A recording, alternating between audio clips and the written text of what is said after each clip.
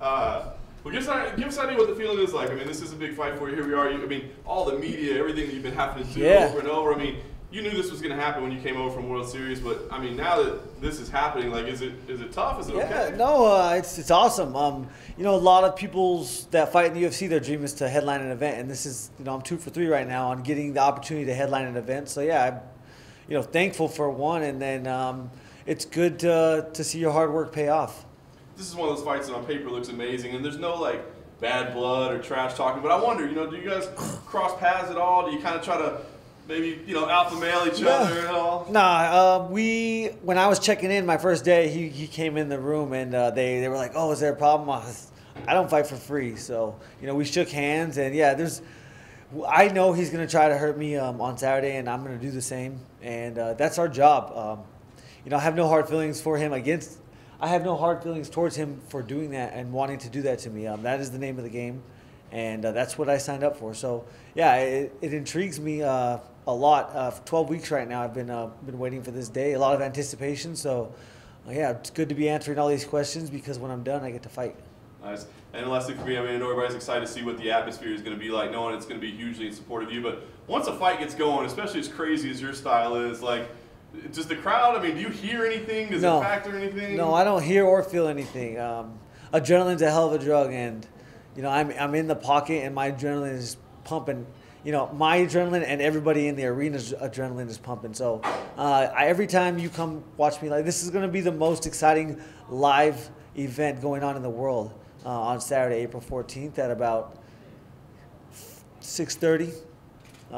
So you better be there. If you are there, you will remember it for the rest of your life.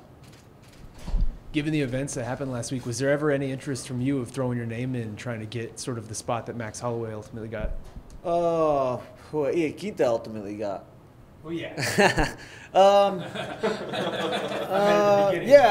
Of course, you know, I'm a competitor. I fight for belts. I fight for championships. But you know, in hindsight, it would have been nice to have it, but it would have been like getting something for free. You know, and that's always nice. But it feels better to earn things the right way. And yeah, so I wanted to get this fight, and then if I have to fight again, I'll do that, and then you know, get some impressive wins. It's all about how you finish. If I can go out and finish Dustin decisively, then it does a lot more things for my next fight than if I go out and win a decision. What do you feel like is your best asset you have over him? Over Dustin? Yeah. Leg kicks. Yeah, I love fighting southpaws. You know, if it's like we're both staring down the barrel of a gun. You know, he's got his power side ready and loaded, and I got my power side ready and loaded. So it's a 50-50 game that I really enjoy playing. Hey, Justin, you know, for a guy like me, this is amazing because I've seen you when you were fighting in Rage in the Cage. You know, yeah, back in the day. And now to see you come full circle all the way to headlining a Fox card in your own city, I mean, for a fan and for other people, I mean, it's amazing. How does it feel for you? It feels great. For me personally, I was born and bred for this, but for others, you know, be careful what you ask for.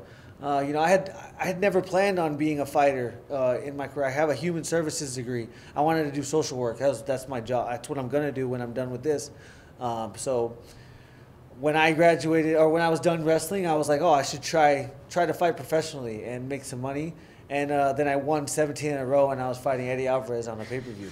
So yeah, it's just, yeah. So you know, it's like that. That's how it happened. I was never in a street fight. I had no idea if I could fight when I started fighting. I never got punched in the face. Never punched a face, other than me and my twin brother. You know, always going at it. But my first 5 amateur fights, I never had a coach, and then I almost got knocked out. Never hit a pad. Never sparred. Never hit a bag. Never even really put boxing gloves on up until after my 5th fight, and then I almost got knocked down. I was like, I better, if I'm gonna try this, I better find a coach. And thank God I ran into Trevor Whitman. One more from me. You know, you just brought up Trevor. I mean, now you have Rose as a champion. You got Brandon Gertz coming up big. Yep. You as a main event top 5 fighter. What is it about Trevor Whitman and that whole training center that really like is so personal for you guys, and he's such a good trainer for you guys? I mean, for one, it's the fact that he only coaches 3 people right now, and so he's had. There's been times in his career when he's had an abundant amount of high level athletes, and I'm sure it didn't allow him to necessarily focus on one or the other. He was kind of like a more broad aspect. So now he can really take a personal strategy to each and every to me, to Rose, to Matthew Lopez, and so that's his focus right now. And yeah, I mean, the guy's been around forever, and coached everybody. So come from the boxing game, come the technique, the ability that he has to teach is why he's so effective. He's an artist, and he's able to paint a picture for us, and a picture's a lot easier to read than a book.